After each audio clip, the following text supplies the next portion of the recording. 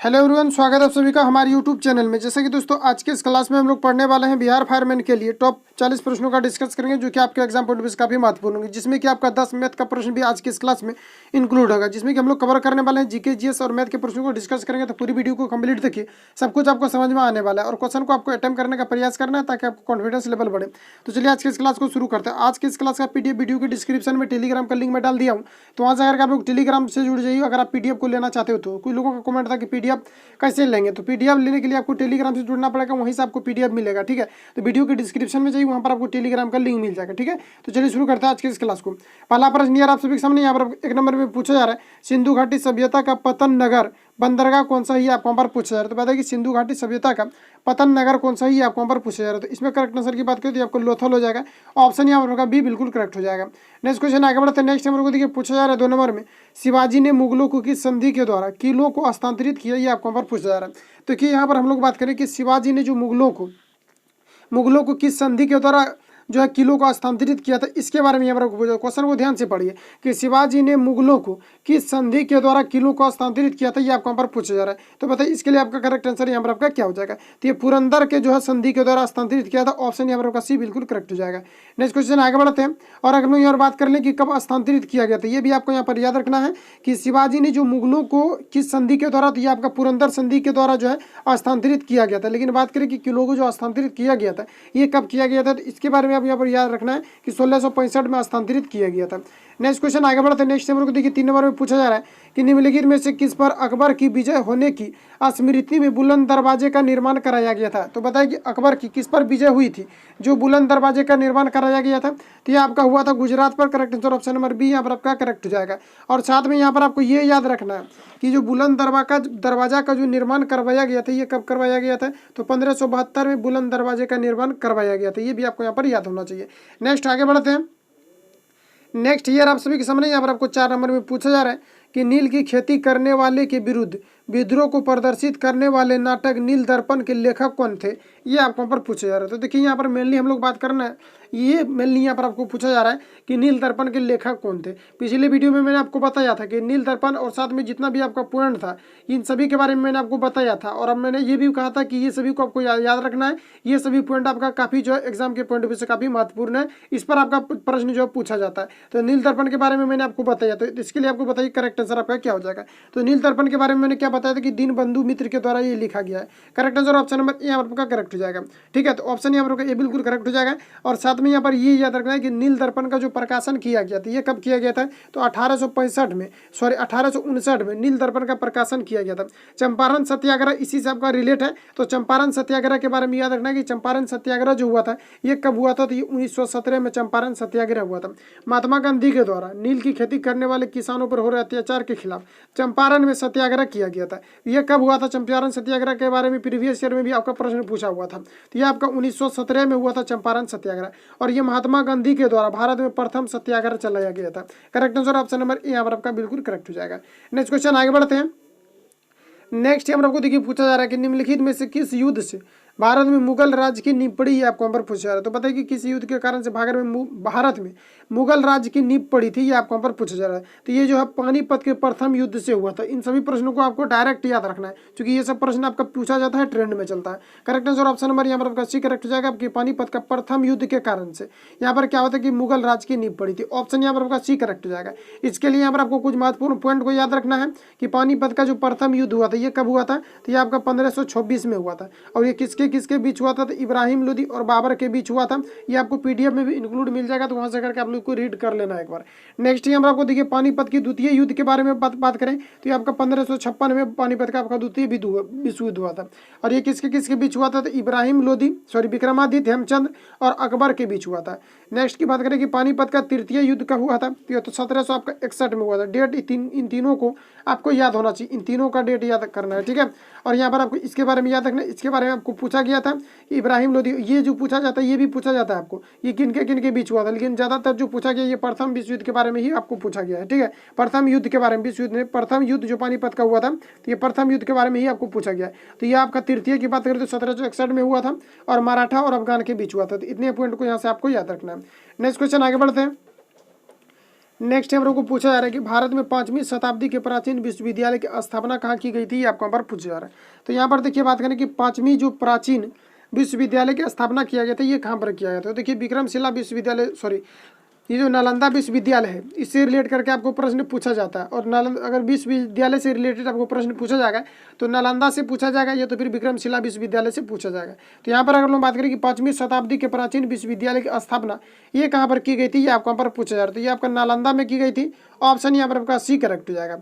और साथ ही यहाँ पर आपको याद रखना है कि नालंदा विश्वविद्यालय की जो स्थापना किया गया था ये किसके द्वारा किया गया था, तो ये कुमार गुप्त के द्वारा किया गया था। एक है आपका विक्रमशिला विश्वविद्यालय जो कि भागलपुर डिस्ट्रिक्ट में स्थित है, इसका स्थापना किसके द्वारा किया गया था, तो ये धर्मपाल के द्वारा किया गया था। इतने चीज़ों को यहाँ से आपको याद रखना, ऑप्शन यहाँ पर होगा सी करेक्ट हो जाएगा। नेक्स्ट क्वेश्चन आगे बढ़ते हैं। नेक्स्ट हम लोग को देखिए पूछा जा रहा है 7 नंबर में, अफ्रीका की कौन सी नदी मकर रेखा को 2 बार काटती है, ये आपको यहाँ पर पूछा जा रहा है। तो देखिए यहाँ पर हम लोग ये बात करें कि अफ्रीका की कौन सी नदी है जो कि मकर रेखा को 2 बार काटती है, ये आपको यहाँ पर पूछा जा रहा है। तो ये आपका लिंक पोपो हो जाएगा, correct answer option number B यहाँ पर आपका करेक्ट हो जाएगा। अगर भारत के बारे में पूछा जाता है कि भारत में जो कौन सी नदी है जो कि कर्क रेखा को, भारत से पूछेगा तो कर्क रेखा के बारे में पूछेगा। तो कर्क रेखा की बात करें कि भारत में कौन सी नदी है जो कि कर्क रेखा को 2 बार काटती है, तो यह है आपका माही नदी। माही नदी भारत में कर्क रेखा को 2 बार काटती है, ऑप्शन यहाँ पर आपका बी करेक्ट हो जाएगा। नेक्स्ट क्वेश्चन आगे बढ़ते हैं। नेक्स्ट हम लोग को पूछा जा रहा है कि माउंट एवरेस्ट की चोटी पर पहुंचने वाली पहली महिला कौन थी, आपको नंबर पूछा जा रहा है। तो देखिए अगर पहली महिला के बारे में अगर डायरेक्ट पूछा जाता है तो इसका मतलब आपको विश्व के बारे में पूछा जा रहा है, या तो भारत के बारे में पूछेगा तो वहाँ पर भारत आपको लिखा हुआ रहेगा, ठीक है। तो यहाँ पर अगर बात करें कि माउंट एवरेस्ट की चोटी पर पहुंचने वाली पहली जो है महिला कौन थी, ये आपको यहाँ पर पूछा जा रहा है। तो ये आपका जुनको तोबई हो जाएगा, correct answer option number B यहाँ पर आपका करेक्ट हो जाएगा। अगर भारत के बारे में अगर पूछेगा आपसे तो भारत के बारे में याद रखना कि बछेंद्री पाल है, ठीक है। Correct answer option number B यहाँ पर आपका करेक्ट हो जाएगा। नेक्स्ट क्वेश्चन आगे बढ़ते हैं। नेक्स्ट हम लोग को देखिए पूछा जा रहा है 9 नंबर में, यहाँ पर आपको बताना है सार्क का सचिवालय स्थित है। तो यहाँ पर आपको बताया कि सार्क का सचिवालय ये कहाँ पर आपका स्थित है, ये आपको यहाँ पर पूछा जा रहा है। तो ये आपका काठमांडू में स्थित है, correct answer option number B यहाँ पर आपका करेक्ट हो जाएगा। सार्क की फुल फॉर्म क्या होता है, the south Asian association for regional corporation, क्या होता है, the south Asian association for regional corporation. तो यहाँ पर आपको ऑप्शन यहाँ पर होगा बी करेक्ट हो जाएगा। इसके अलावा बात करें कि सार्क की जो स्थापना जो किया गया था, स्थापना कब किया गया था, तो सार्क की स्थापना की बात करें तो 7 से 8 अक्टूबर, ठीक है, 7 से 8 दिसंबर 1985 में सार्क का स्थापना किया गया था। डायरेक्ट आपको डेट ही पूछा जाएगा, मंथ के बारे में नहीं पूछा जाएगा। Correct answer option number B यहाँ पर आपका करेक्ट हो जाएगा। नेक्स्ट क्वेश्चन आगे बढ़ते हैं। नेक्स्ट नंबर को देखिए पूछा जा रहा है 10 नंबर में बताना है कि भारतीय वस्त्र उद्योग में इनमें से किसका प्रचुर मात्रा में इस्तेमाल किया जाता है। तो बताइए यहाँ पर किसका प्रचुर मात्रा में इस्तेमाल किया जाता है भारत के वस्त्र उद्योग में। तो इसमें जो मुख्य रूप से किया जाता है सूत का किया जाता है, नहीं सूती वस्त्र का किया जाता है, ऑप्शन यहाँ पर एक करेक्ट हो जाएगा। और सूती वस्त्र का जो जन्मभूमि माना जाता है ये भारत को माना जाता है, ठीक है। तो ये भी आपको यहाँ पर याद रखना है, ऑप्शन यहाँ पर एक करेक्ट हो जाएगा। नेक्स्ट क्वेश्चन आगे बढ़ते हैं। नेक्स्ट हम लोग को पूछा जा रहा है 11 नंबर में, पर्यावरणीय प्रदूषण को किसके द्वारा नियंत्रित किया जा सकता है, ये आपको यहाँ पर पूछा जा रहा है। तो पर्यावरणीय प्रदूषण की बात करें किसके द्वारा नियंत्रित किया जा सकता है, तो ऑप्शन ए में दिया हुआ परमाणु विस्फोटक को रोक करके, तो इससे भी नियंत्रित किया जा सकता है। क्योंकि परमाणु विस्फोटक होता है तो वायुमंडलीय प्रदूषित होता है। नेक्स्ट की बात करें कि विद्युत वाहन निर्मित करके, तो विद्युत वाहन निर्मित भी किया जाना चाहिए, क्योंकि उससे क्या होता है कार्बन मोनोऑक्साइड का निर्माण हो जाता है, ठीक है, और कार्बन डाइऑक्साइड का भी निर्माण होता है, सल्फर डाइऑक्साइड का भी निर्माण होता है। तो ये भी आपका यहाँ पर करेक्ट हो जाएगा, ठीक है। ऑप्शन सी की बात करें तो गंदे पानी का उपचार, तो गंदे पानी से भी क्या होता है कि पर्यावरण प्रदूषित होता है। तो इस प्रकार से हम लोग बोल सकते हैं कि ऑप्शन यहाँ पर आपका डी करेक्ट होगा। और इस प्रकार के प्रश्न में आपका ज़्यादातर जिसमें कि दिया हुआ रहता है इनमें से सभी वही यहाँ पर आपका रियल में सही होता है। Correct answer option number D यहाँ पर आपका करेक्ट हो जाएगा। नेक्स्ट क्वेश्चन आगे बढ़ते हैं। विशेष परिस्थिति में आप मार सकते हो, अगर पता नहीं रहेगा तो इनमें से सभी वाला को आप टिक कर सकते हो। नेक्स्ट यहाँ पर आप देख सकते हैं कि 12 नंबर पूछा जा रहा है कि भारत में सफेद बाघ के लिए प्रजनन केंद्र किस राज्य में स्थापित किया गया है। तो बताइए कि सफेद बाघ के लिए भारत में किस राज्य में प्रजनन केंद्र स्थापित किया गया है, ये आपको पर पूछा जा रहा है। तो ये कहाँ पर किया गया, तो ओडिशा में किया गया है, ऑप्शन यहाँ पर आपका सी करेक्ट हो जाएगा। और साथ ही यहाँ पर आपको याद रखना है कि भारत अकेले 70% बाघों का संरक्षण प्रदान करता है भारत, ऑप्शन यहाँ पर आपका सी करेक्ट हो जाएगा। नेक्स्ट क्वेश्चन आगे बढ़ते हैं। नेक्स्ट नंबर को देखिए पूछा जा रहा है 13 नंबर में बताना है राष्ट्रीय राजमार्ग NH1 किन स्थानों को जोड़ता है, ये आपको पर पूछा जा रहा है। तो देखिए NH1 की बात करें कि NH1 के द्वारा किसको जोड़ा जाता है, तो ये इससे मुख्य रूप से बात करें तो दिल्ली एवं अमृतसर और साथ में अंबाला तथा जालंधर को जोड़ा जाता है। इस प्रकार से बात करें तो ऑप्शन यहाँ पर एक करेक्ट हो जाएगा कि राष्ट्रीय राजमार्ग जो NH1 है आपका दिल्ली एवं अमृतसर भाया यहाँ पर देखिए अंबाला तथा जालंधर को जोड़ा जाता है, ऑप्शन यहाँ पर एक करेक्ट हो जाएगा, ठीक है। और यहाँ पर अगर बात करें कि भारत का सबसे बड़ा जो ये जो महामार्ग है ये कौन सा है, तो NH44 है। पहले NH7 था जिसको कि अभी बात करें इसमें मिला दिया गया NH44 में, ठीक है। ये भी याद रखना, ऑप्शन यहाँ पर आपका ए करेक्ट हो जाएगा। नेक्स्ट क्वेश्चन आगे बढ़ते हैं। नेक्स्ट हम लोग को देखिए पूछा जा रहा है 14 नंबर में हम लोग को बताना है कौन से इस्पात संयंत्र की स्थापना जर्मनी के सहयोग से की गई है। तो बताइए इसके लिए आपका करेक्ट आंसर क्या हो जाएगा। तो यहाँ पर करेक्ट आंसर की बात करें तो ये आपका राउरकेला हो जाएगा। HSL जो है राउरकेला, ये जर्मनी के सहयोग से की गई, ऑप्शन यहाँ पर आपका बी करेक्ट हो जाएगा। और राउरकेला ये कहाँ पर आपका ओडिशा राज्य में स्थित है। Correct answer option number B यहाँ पर आपका करेक्ट हो जाएगा। नेक्स्ट क्वेश्चन आगे बढ़ते हैं। नेक्स्ट हम लोग को देखिए पूछा जा रहा है 15 नंबर में बताना है रबड़ की खेती के लिए आवश्यक तापमान क्या है, ये आपको पर पूछा जा रहा है। तो देखिए रबड़ की खेती के लिए जो आवश्यक तापमान की जो आवश्यकता होती है ये 30 डिग्री सेल्सियस होता है। Correct answer option number B यहाँ पर आपका करेक्ट हो जाएगा। एक पूछा जाता है रबड़ के वल्कनाइजेशन में किसका प्रयोग किया जाता है, जो ज़्यादातर पूछा जाता है। तो इसमें आपको यहाँ पर याद रखना, इसमें आपका सल्फर का प्रयोग किया जाता है। सल्फर को मिलाने के बाद रबड़ क्या होता है कि हार्ड हो जाता है, जिसके कारण से सल्फर को मिलाया जाता है वल्कनाइजेशन में।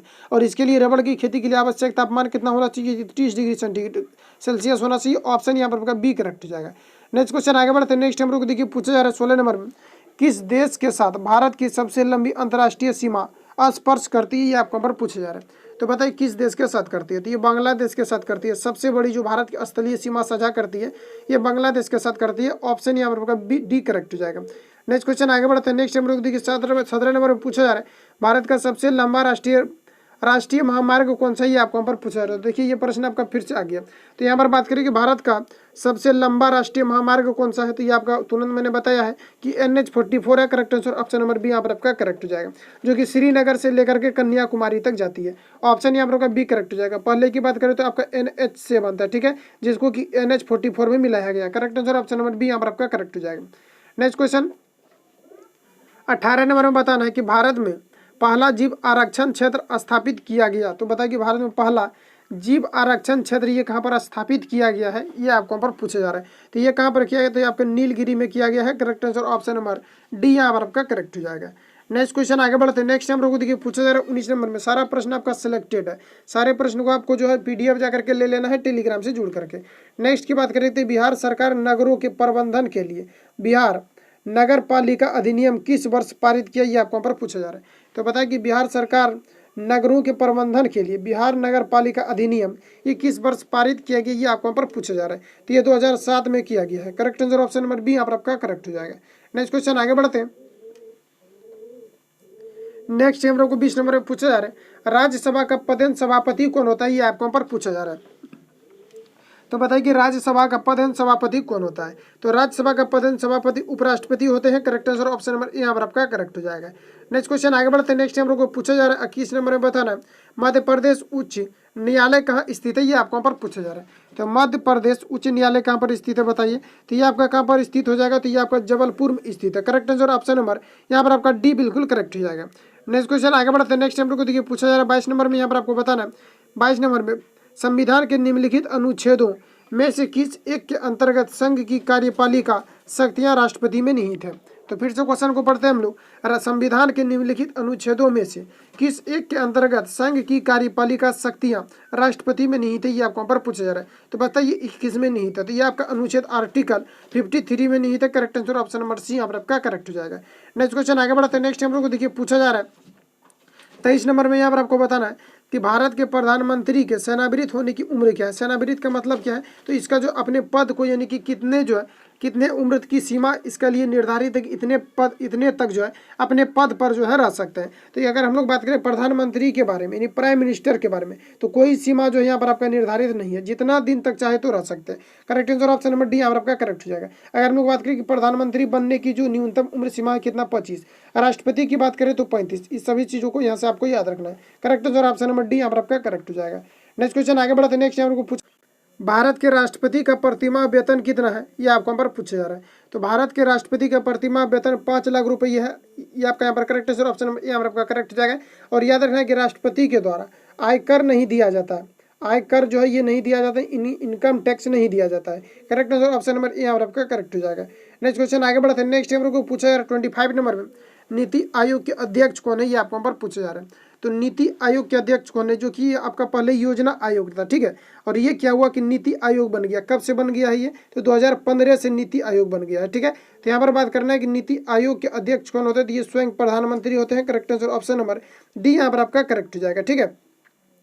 नेक्स्ट क्वेश्चन आगे बढ़ते हैं। नेक्स्ट हम लोग देखिए पूछा जा रहा है 24 नंबर में, भारतीय रिजर्व बैंक द्वारा विशेषज्ञ समिति का गठन किस उद्देश्य से किया गया है, ये आपको पर पूछा जा रहा है। तो बताइए भारतीय रिजर्व बैंक के द्वारा विशेषज्ञ समिति का गठन किस उद्देश्य से किया गया है, ये आपको पर पूछा जा रहा है। तो इसके लिए करेक्ट आंसर की बात करें तो मौद्रिक नीति की जांच हेतु जो है ये किया गया है, ठीक है। तो ऑप्शन यहाँ पर ए करेक्ट हो जाएगा।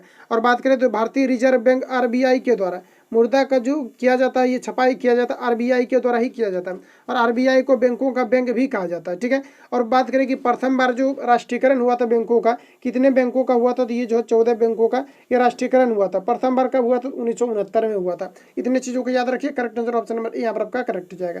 नेक्स्ट क्वेश्चन आगे बढ़ते हैं। नेक्स्ट हम लोग को देखिए पूछा जा रहा है 27 नंबर, निम्नलिखित में से कौन M3 में नहीं आता, ये आपको पर पूछा जा रहा है। ऑप्शन ए दिया हुआ आपको बैंकों के बचत खाते में जमा, ऑप्शन बी डाक के बचत खाते में जमा, ऑप्शन सी बैंकों की सावधि जमा, ऑप्शन डी में दिया बैंकों को चालू खाते में जमा। तो यहाँ पर आपको बताना है आपका करेक्ट आंसर क्या हो जाएगा, कौन M3 के अंतर्गत आपका नहीं आता, ये आपको पर पूछा जा रहा है। तो देखिए मुद्रा का जो मापन होता है इसका एक श्रेणी बनाया गया, M2 M3 M1 M2 M3 M3 4 करके इसी तरह से बनाया गया, ठीक है। तो यहाँ पर बात करें M3 जो है आपका किसके अंतर्गत नहीं आता है, ये आपको यहाँ पर पूछा जा रहा है। तो ये जो आपका आता है डाक खाने के बचत खाते में जमा, इसके अंतर्गत आपका नहीं आता M3। Correct answer option number यहाँ पर आपका बी करेक्ट हो जाएगा। नेक्स्ट क्वेश्चन आगे बढ़ते हैं। नेक्स्ट हम आपको देखिए पूछा जा रहा है कि भारत में योजना आयोग की स्थापना कब की गई थी, ये आपको यहाँ पर पूछा। योजना आयोग को भी स्थगित करके जो है नीति आयोग लाया गया है प्रधानमंत्री के द्वारा।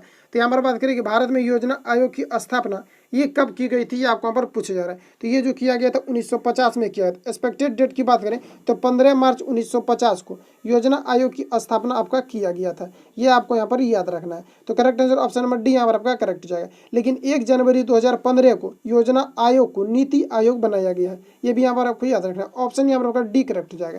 नेक्स्ट क्वेश्चन आगे बढ़ते हैं। नीति आयोग के बारे में आपको पूछा ही जाता है, इसलिए आपको यहाँ पर ध्यान में रखना है कि नीति आयोग की जो स्थापना हुई थी कब हुआ था, तो ये आपका 1 जनवरी 2015 को नीति आयोग की स्थापना किया गया था, ठीक है। नेक्स्ट क्वेश्चन आगे यहाँ पर देखिए, यहाँ पर आपको पूछा जा रहा है 29 नंबर में, भारत में प्रथम औद्योगिक नीति घोषित की गई थी। बताइए कि भारत में प्रथम औद्योगिक जो नीति है ये कब घोषित की गई थी, ये आपको यहाँ पर पूछा जा रहा है। तो यहाँ पर करेक्ट आंसर हो जाएगा आपका 1948 में भारत में प्रथम औद्योगिक नीति को घोषित किया गया था। तो ऑप्शन यहाँ पर आपका सी करेक्ट हो जाएगा। नेक्स्ट क्वेश्चन आगे बढ़ते हैं। यहाँ से आपका मैथ का प्रश्न चालू हो जाता है, जो कि आपका पूछने का लेवल है, जिस लेवल से आपका मैथ को पूछा जाता है। और इसके अलावा मैंने आपको बहुत लेवल तक पढ़ा दिया है, प्ले लिस्ट में आपको अवेलेबल मिल जाएगा, तो वहाँ से अगर आप लोग भी विजिट कर सकते हो। तो यहाँ पर देखिए, यहाँ पर जो पूछा जा रहा है आपको 30 नंबर में यहाँ पर आपको बताना है। यहाँ पर देखिए, यहाँ पर आपको एक डेटा दिया हुआ, यहाँ पर आपको बताना है रेंज, बहुलक तथा माध्य क्या होगा। तो यहाँ पर तीनों को समझिए। जहाँ पर भी आपको रेंज पूछा जाता है तो आपको क्या करना है कि जो डेटा दिया रहेगा उसमें जो सबसे बड़ी संख्या जो दिया रहेगा, बड़ी संख्या और माइनस यहाँ पर आपको छोटी संख्या कर देना, इससे आपका यहाँ पर रेंज निकल जाता है। ओके, उसके बाद बहुलक की बात करें तो बहुलक का मतलब होता है बहुत। बहुलक का मतलब आपको सीधा समझना है, जो बहुत बार आया हो, ठीक है। तो जो बहुत बार आया रहेगा, इसमें जिसका कि ज़्यादा रिपीटेशन रहेगा वो आपका बहुलक हो जाएगा। माध्य की बात करें तो माध्य या एवरेज वही आपका होता है। तो माध्य की बात करें तो दोनों अलग अलग होता है, लेकिन निकालने का इसका प्रोसेस सेम होता है। तो माध्य की बात करें तो सभी को जोड़ करके और जितना डिजिट को आपने ऐड किया है उससे डिवाइड कर देना, इससे आपका यहाँ पर माध्य निकल जाएगा। तो सबसे पहले हम लोग यहाँ पर ये निकालते हैं, इसका रेंज क्या होगा। तो रेंज की बात करें तो सबसे इसमें आपका बड़ी संख्या क्या है, तो ये आपका यहाँ पर 21 हो जाएगा। 21 में से सबसे छोटी संख्या को माइनस कीजिए, तो सबसे छोटी संख्या आपका यहाँ पर क्या दिया हुआ है 12, तो इसको हम लोग यहाँ पर माइनस करते हैं, आपका कितना हो जाएगा, तो 9 हो जाएगा। तो 9 इसका क्या हो गया, आपका रेंज निकल गया, ठीक है। याद रखना आपको यहाँ पर ये क्या निकला है, ये आपका रेंज निकला है। इसके बाद क्या निकालना है, बहुलक। तो बहुलक कैसे निकालेंगे, तो बहुलक यहाँ पर आपका देखिए क्या हो जाएगा, सबसे ज़्यादा बार हम लोग रिपीट की बात करें ना तो ये आपका 12 हो जाएगा, क्योंकि 12 यहाँ पर देखिए आपका कितना बार, यहाँ पर आपका देखिए 2 बार आया हुआ है और यहाँ पर 1 बार, यानी 3 बार आपका आया था। तो आपका यहाँ पर क्या हो जाएगा, बहुलक क्या हो जाएगा आपका, तो बहुलक की बात करें तो यहाँ पर आपका 12 हो जाएगा, ठीक है। तो यहाँ पर आपका 12 हो गया। इसके अलावा यहाँ पर हम लोग को क्या निकालना है, माध्य निकालना। चलिए अब हम लोग माध्य निकालते हैं। तो यहाँ पर देखिए माध्य की बात करें तो देखिए यहाँ पर माध्य नहीं भी निकालेंगे तो आपका यहाँ पर करेक्ट आंसर आ चुका है। इसलिए आ चुका है कि यहाँ पर देखिए क्या हुआ कि यहाँ पर आपका रेंज 9 आया हुआ है, तो 9 देखिए यहाँ पर कहीं पर भी आपका नहीं है, तो 9 आपका सबसे पहले रेंज निकालना, तो ऑप्शन ए में है करेक्ट आंसर, ऑप्शन नंबर यहाँ पर आपका करेक्ट हो जाएगा। अब एग्जाम हॉल में रहिएगा तो ऐसे मिल जाएगा, तो आपको यहाँ पर क्या करना है, टिक कर देना, करेक्ट आंसर ऑप्शन नंबर यहाँ पर आपका बिल्कुल करेक्ट हो जाएगा। और साथ में अगर हम यहाँ पर बात करें माध्य निकालना तो सभी को ऐड कीजिए और जितना डिजिट को आपने यहाँ पर ऐड किया है उससे डिवाइड कीजिए, आपका माध्य निकल जाएगा, ठीक है। आई होप कि आप इसको आसानी से समझ गए होंगे। नेक्स्ट क्वेश्चन आगे बढ़ते हैं। नेक्स्ट हम लोग को देखिए पूछा जा रहा है 31 नंबर में बताना कि एक बेलनाकार बर्तन का आयतन यहाँ पर आपको दिया हुआ कितना है, तो 12,320 सेंटीमीटर क्यूब है। इसकी त्रिज्या यहाँ पर आपको दिया हुआ 14 सेंटीमीटर। इस बेलना इसकी ऊंचाई क्या होगा ये आपको यहाँ पर पूछा जा रहा है। तो सबसे पहली बात कि यहाँ पर आपको आयतन दिया हुआ, तो हम लोग को आयतन निकालना है। तो आयतन क्या होता है, तो आयतन की बात करें कि बेलनाकार का जो आयतन होता है ये पाई आर स्क्वायर क्या होता है कि पाई आर स्क्वायर एच होता है, ठीक है। तो यहाँ पर आपका स्क्वायर आर पर है। अब बराबर यहाँ पर आपको आयतन जो दिया हुआ ये 12,320 दिया हुआ, तो इसका मतलब है कि इसका आयतन निकाल करके दिया हुआ। निकाला कैसे होगा, तो पाई आर स्क्वायर एच करके निकाला होगा। अब देखिए पाई का मान कितना होता है, तो 22/7। तो चलिए हम लोग यहाँ पर 22/7 रख देते हैं। और आर यहाँ पर आपको देखिए कितना दिया हुआ 14, तो 14 के यहाँ पर क्या हो जाएगा, स्क्वायर हो जाएगा, 14 गुना 14 हो जाएगा। अब गुना यहाँ पर आपका एच हो जाएगा। इसके बाद यहाँ पर आपका कितना हो जाएगा, 12,300 यहाँ पर आपका 20 हो जाएगा, ठीक है। अब चलिए यहाँ पर लोग इसको डिवाइड करते हैं, 7 इसको काटेंगे तो यहाँ पर आपको 2 हो जाएगा। उसके बाद इसको एक बार हम लोग यहाँ पर 2 से काट देते हैं, 2 6 12 हो जाएगा। 2 से एक बार में 2 से फिर यहाँ पर आपका 6 हो जाएगा, यहाँ पर आपका 0 हो जाएगा, ओके। 11 से चलिए एक बार इसको काट देते, 11 से यहाँ पर आपको 2 बार में कटेगा। 11 से इसको काटिए, 11 5 55, 11 से 66 यहाँ पर आपका 0 हो जाएगा। 14 से इसको काटते हैं तो 14 चौके 56 यहाँ पर आपका 40 हो जाएगा। और यहाँ पर आपका देखिए 2 बचा हुआ है, 2 से इसको काटिए, यहाँ पर आपका कितना हो जाएगा 20। यानी कि एच बराबर जो आपका मान निकल करके आएगा ये आपका 20 आएगा। और 20 देखिए ऑप्शन नंबर सी में यहाँ पर आपको दिया हुआ करेक्ट है, तो ऑप्शन नंबर सी यहाँ पर आपका करेक्ट हो जाएगा। बिहार फायरमैन के एग्जाम में जो ज़्यादातर प्रश्न पूछा जाएगा आपको अलजेब्रा का ही पूछा जाएगा। अर्थमेटिक से जो पूछा जाएगा उससे आपका जो है ज़्यादातर नहीं पूछा जाएगा, ठीक है। अगर आपने प्रीवियस ईयर को बनाया होगा तो जो पूछने का लेवल आप देख ही लिए होंगे कि किस प्रकार से आपसे पूछा जाता है। और जितना भी आपका बिहार पुलिस का भी अभी सेट बचा हुआ है तो इसको हम नेक्स्ट वीडियो में आपको इंक्लूड करेंगे। तो वहाँ से जाकर के आप लोग बिहार जो है होमगार्ड का हो, जितना भी कांस्टेबल लेवल का एग्जाम हुआ सबका सिलेबस समान है, ठीक है। तो उसको भी आपको पढ़ लेना है। बिहार पुलिस में जितना भी पूछा गया इसको भी हम जो करवा देंगे नेक्स्ट क्लास में, ठीक है, जितना भी आपका बचा हुआ। तो यहाँ पर आपका correct answer option number C यहाँ पर आपका करेक्ट हो जाएगा। नेक्स्ट क्वेश्चन आगे बढ़ते हैं। नेक्स्ट हम लोग को देखिए पूछा जा रहा है 32 नंबर में पूछा जा रहा है एक चतुर्भुज के 3 कोण क्रम से यहाँ पर आपको दिया हुआ 148 तथा 92।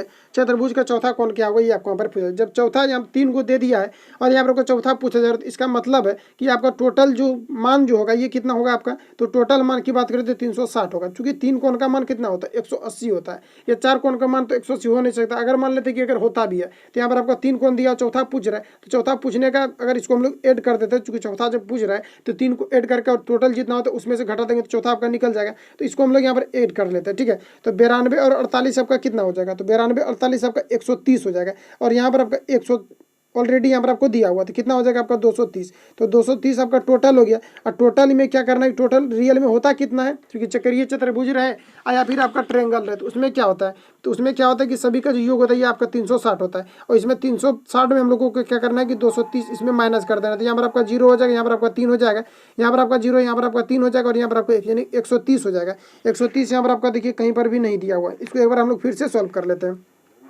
तो यहाँ पर आपका देखिए कितना हो जाएगा 92 हो जाएगा, यहाँ पर आपका 48 हो जाएगा, ये आपका यहाँ पर 0 हो जाएगा, ठीक है। और उसके बाद यहाँ पर देखिए आपका कितना हो जाएगा 9 4 13 1 14 140 हो जाएगा, ठीक है 140। और यहाँ पर आपका देखिए 100 कितना हो जाएगा, टोटल 200 आपका 40 हो जाएगा। तो 360 में हम लोगों को क्या करना है कि 240 को माइनस करना था, 0 हो जाएगा, 2 हो जाएगा, यहाँ पर 120 हो जाएगा, जो कि ऑप्शन नंबर यहाँ पर आपको डी में दिया हुआ correct answer option number D यहाँ पर आपका करेक्ट हो जाएगा। नेक्स्ट क्वेश्चन आगे बढ़ते हैं। नेक्स्ट हम लोग को देखिए 33 नंबर पे आपको यहाँ पर पूछा जा रहा है कि 2 संख्याओं का गुणनफल यहाँ पर आपको दिया हुआ 2500 है। उनमें से एक संख्या दूसरी संख्या का 4 गुना है, तो संख्या क्या है ये आपको यहाँ पर पूछा जा रहा है। तो देखिए सबसे पहली बात यहाँ पर हम लोग को ये पकड़ना है कि यहाँ पर जो प्रश्न में जो कहा जा रहा है आपको एक संख्या दूसरी संख्या का क्या है, तो 4 गुना। तो पहली संख्या ये है आपका और दूसरी संख्या आपका ये है। तो पहली संख्या जो है ये दूसरी संख्या का 4 गुना। क्या कहा जा रहा है कि एक संख्या दूसरी संख्या का 4 गुना है। तो एक संख्या जो है ना ये दूसरी संख्या का 4 गुना। तो दूसरी संख्या अगर 1 है तो इससे 4 गुना ये आपका 4 हो जाएगा। अब यहाँ पर कहा जा रहा है कि 2 संख्याओं का गुणनफल कितना है 2500। तो 2 संख्या का आपको गुणनफल कितना दिया हुआ 2500 और यहाँ पर गुणनफल 2 संख्या का कितना है, तो 4 एकम कितना हो जाएगा आपका 4 हो जाएगा। तो तुलना करना है, जिसको निकालना है उसको गुना करना है। अब यहाँ पर देखिए क्या पूछा जा रहा है कि संख्या क्या है, तो संख्या निकालना है तो पहले इसको निकालना है, तो इससे भी क्या करेंगे 4 से गुना कर देंगे। यानी तुलना कर देना, जो दिया रहेगा उसके साथ जो मतलब मान लेते हैं कि यहाँ पर आपका जो गुणनफल जो यहाँ पर आपको दिया गुणनफल का तुलना गुणनफल से और जो निकालना रहेगा उसको यहाँ पर आपको गुना करना है। इसको हम लोग यहाँ पर 4 से डिवाइड करेंगे तो यहाँ पर आपका कितना हो जाएगा, 2 संख्याओं का गुणनफल यहाँ पर आपको दिया हुआ है कितना है, तो 2500। और यहाँ पर कहा जा रहा है एक संख्या दूसरी संख्या का इतना है, ठीक है, और इतना है। तो उसके बाद जो संख्या हम लोग को निकालना है उसको यहाँ पर गुना करना है, तो ठीक है।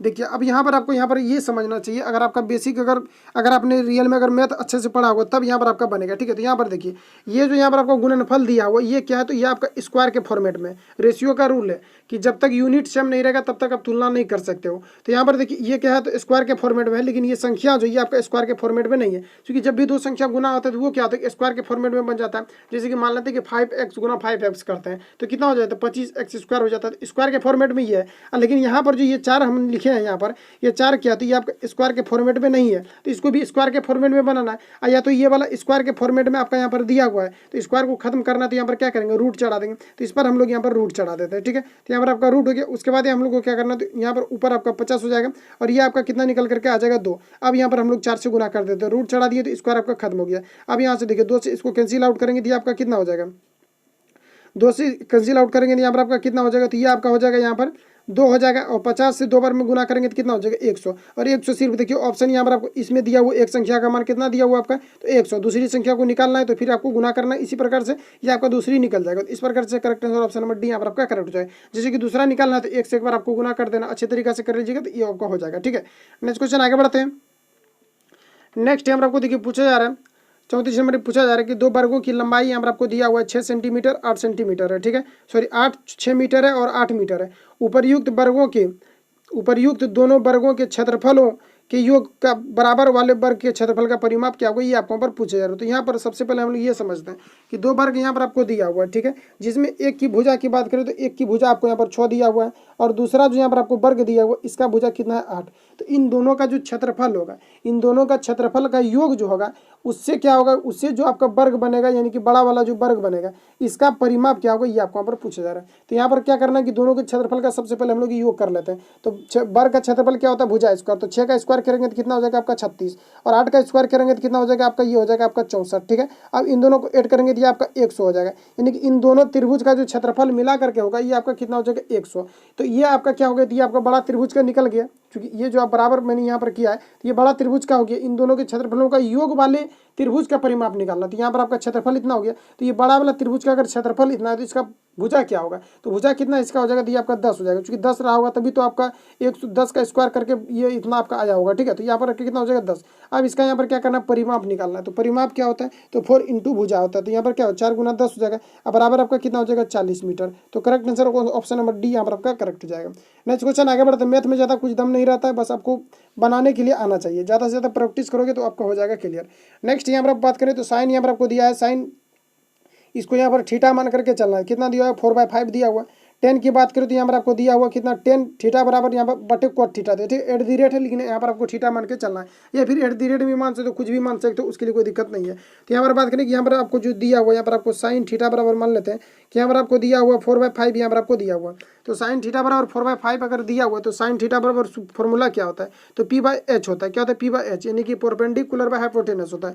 तो यहाँ पर अब निकालना क्या था, आपको बेस निकालना। तो बेस निकालने के लिए हम लोग क्या करते हैं, तो अंदर रूट करते हैं 5 का स्क्वायर करेंगे, क्योंकि क्या होगा कर्ण स्क्वायर माइनस आपका ये जो है आपका लंब स्क्वायर हो जाता है। बेसिक आपको पता होना चाहिए। यहाँ पर हम डायरेक्ट करते हैं। तो 5 का स्क्वायर करेंगे तो आपका 25 हो जाएगा। 4 का स्क्वायर करेंगे तो आपका 16 हो जाएगा। बराबर इसको अगर निकालेंगे b बराबर तो ये आपका कितना निकलेगा, तो ये आपका 9 निकल जाएगा, सॉरी 9 आएगा। 9 का अगर हम लोग रूट से अगर बाहर करेंगे तो ये आपका 3 आ जाएगा। ओके, तो यहाँ पर देखिए अब हम लोग सॉल्व करते हैं। 10 का मान निकलना है तो 10 में क्या होता है, तो 10 में P/B होता है। तो P का मान देखिए कितना दिया हुआ है यहाँ पर 4 और B का मान देखिए यहाँ पर आपको कितना निकल करके लाए हैं 3। तो ये आपका यहाँ पर हो जाएगा। उसके बाद यहाँ पर आप सॉल्व कीजिए। क्वाड का कितना होता है, क्वाड का इसका जस्ट अपोजिट हो जाता है। ठीक है, तो क्वाड का जब इसका डायरेक्ट अपोजिट हो जाता है तो क्वाड में आपका क्या हो जाता है, तो B/P हो जाता है। तो B का मान देखिए कितना दिया हुआ है यहाँ पर आपको 3 और P का मान यहाँ पर आपको कितना दिया, तो P का मान आपका यहाँ पर 4 दिया हुआ। अब यहाँ पर कितना हो जाएगा आपका, तो 4/3 हो जाएगा और ये 4 आपका ऊपर चला जाएगा और ये आपका यहाँ पर जो है 3 ये आपका नीचे हो जाएगा। तो कितना हो जाएगा 16 हो जाएगा ऊपर और नीचे कितना हो 3 3 आपका 9 हो जाएगा, यानी कि 16/9 हो जाएगा, जो कि ऑप्शन नंबर यहाँ पर आपको डी में दिया हुआ। Correct answer option number D यहाँ पर आपका करेक्ट हो जाएगा। नेक्स्ट क्वेश्चन आगे बढ़ते हैं। नेक्स्ट यहाँ पर आपको देखिए 36 नंबर पूछा जा रहा है कि यदि एक त्रिभुज के कोनों का अनुपात यहाँ पर आपको दिया हुआ 1:2:3 तो सबसे बड़े कोण का मान क्या होगा, ये आपको पर पूछा है। जैसे ट्रायंगल के बारे में पूछेगा तो सभी का योग आपका 180 डिग्री होगा। ठीक है, इसमें कोई डाउट नहीं है, 180 डिग्री यहाँ पर आपका होगा। तो टोटल कितना हो जाएगा आपका 180। लेकिन यहाँ पर आपको क्या निकालना है, योग के बारे में पूछा जा रहा है कि योग क्या पूछा जा रहा है कि यदि एक त्रिभुज के कोनों का अनुपात यहाँ पर आपको दिया हुआ है 1:2:3 तो सबसे बड़े कोण का मान क्या होगा, ये आपको यहाँ पर पूछा जा रहा है। तो यहाँ पर देखिए टोटल कितना होता है 180। तो 180 यहाँ पर आपका टोटल होता है और यहाँ पर देखिए देखिए इन सभी को अगर रेशियो में अगर हम लोग जोड़ते हैं तो कितना हो जाता है, तो देखिए 3 और 2 5 आएगा, यहाँ पर आपका कितना हो जाएगा 6। अब यहाँ पर क्या पूछा जा रहा है कि सबसे बड़े कोण का मान क्या होगा, तो देखिए तुलना करना है, रेशियो का रूल है कि जो दिया रहेगा उसके साथ आपको तुलना करना है, जो निकालना रहेगा उसको गुना करना है, बस आपका एक लाइन में सवाल सॉल्व हो जाएगा। तो यहाँ पर बात करें कि बड़े कोण का मान क्या होगा, ये आपको पर पूछा जा रहा है। तो बड़े कोण आपका क्या है, तो यहाँ पर आपका 3 है, 3 से इसको डिवाइड कीजिए, 3 दूना आपका कितना हो 6 और 2 से इसको काटिए कितना हो जाएगा आपका 90। तो करेक्ट आंसर की बात करें तो ऑप्शन नंबर सी यहाँ पर आपका करेक्ट हो जाएगा। नेक्स्ट क्वेश्चन आगे बढ़ते हैं। नेक्स्ट हम लोग को देखिए पूछा जा रहा है, नेक्स्ट में यहाँ पर आपको क्या पूछा जा रहा है 7 नंबर में, अंक गणितीय श्रेणी का 125वां पद क्या होगा। ये आपको बिहार पुलिस में रिपीट किया गया प्रश्न था, इसलिए यहाँ पर आपको इसको ध्यान में रखना है, इसी प्रकार से आपका प्रश्न पूछा जाता है। तो यहाँ पर बात करें कि 125वां पद क्या होगा, तो ऐसे अगर 125वां पद अगर पूछा जाता है SN बराबर अगर फॉर्मूला को लगाते हो तो काफ़ी लंबा चला जाएगा। तो ऐसे अगर आपने 10th में अगर आपने अच्छा से प्रिपरेशन किया होगा या फिर आपने 12th में अगर मैथ रखा हो तो ये सभी प्रश्न आपको मिलते रहता होगा, ठीक है। तो हर जगह ये सब चलता है, अब जिसका बेसिक थोड़ा सा वो होता है उसको थोड़ा सा प्रॉब्लम हो सकता है। तो यहाँ पर हम लोग क्या करेंगे, अगर 125वां यहाँ पर आपको पद पूछा जा रहा है, ठीक है, तो 125वां पद पूछा जा रहा है तो यहाँ पर आपको क्या करना है, ए करना है और प्लस यहाँ पर आपको एक घटा करके 124 यहाँ पर आपको डी करना है। हर जगह यही आपका कंडीशन लागू होता है, ध्यान में रखना है। ऐसा अगर पूछा जाता है 125वां पूछेगा तो यहाँ पर आपको ए हो जाएगा, और 125वां पूछेगा तो 124 करके और डी यहाँ पर आपको मल्टीपल में कर देना है। तो यहाँ पर ए की बात करें, ए यहाँ पर आपको देखिए कितना दिया हुआ 5 दिया हुआ प्रथम पद, और यहाँ पर आपको देखिए 124 हो जाएगा और गुना यहाँ पर आपको डी करना, डी कितना दिया हुआ, तो डी का मतलब होता है डिफरेंस, जिसको हम लोग हिंदी में सार्व अंतर बोलते हैं। तो यहाँ पर आपका देखिए कितना का अंतर दिया हुआ, तो यहाँ पर आपका 5 का अंतर दिया हुआ है, तो यहाँ पर हम लोग 5 लिख देंगे। अब यहाँ पर देखिए 5 लिखते हैं, उसके बाद यहाँ पर हम लोग को गुना करना है। तो चलिए यहाँ पर हम लोग गुना कर देते हैं, इसको गुना कीजिए तो कितना हो जाएगा आपका, ये 5 चौक 20 हो जाएगा, आपका 2 शेष बचेगा, 5 दूना 10 2 12 हो जाएगा, एक बचेगा 5 एक 5 एक 6 हो जाएगा, 620 हो गया। अब 5 को ऐड कीजिए तो कितना हो जाएगा, टोटल आपका 625 हो जाएगा, जो कि ऑप्शन नंबर यहाँ पर आपको सी में दिया हुआ है। Correct answer option number C यहाँ पर आपका करेक्ट हो जाएगा। नेक्स्ट क्वेश्चन आगे बढ़ते हैं। नेक्स्ट हम लोग को देखिए 38 नंबर में पूछा जा रहा है, यहाँ पर आपको पूछा जा रहा है कि 27 है 18 है 45 81 का HCF यहाँ पर आपको ज्ञात करना है। अब देखिए हम लोग को HCF कैसे निकालना है, हाईएस्ट कॉमन फैक्टर निकालना है। तो जैसे कि कहीं पर भी आपको HCF अगर पूछा जाता है तो वैसे आपको स्थिति में क्या करना चाहिए कि सबसे जो छोटा दिया हुआ रहता है उसको यहाँ पर आपको पकड़ना है। अगर LCM पूछा जाता है तो सबसे बड़ा वाला को पकड़ना है और उसको क्या करना है, स्टेप बाय स्टेप आपको गुना करना है जब तक कि उस सारे डिजिट से आपका कट नहीं जाता है। तो यहाँ पर बात करें कि जो यहाँ पर आपको दिया हुआ है 18, तो यहाँ पर हम लोग क्या करेंगे, 18 को सबसे पहले अभाज्य गुणनखंड में इसको हम लोग तोड़ लेते हैं। तो इसको कैसे तोड़ेंगे, तो यहाँ पर आपको देखिए 3 गुना यहाँ हम लोग 3 कर देते हैं, गुना 2 कर देते हैं, ठीक है। तो 3 3 9 दूना 18 हो जाएगा।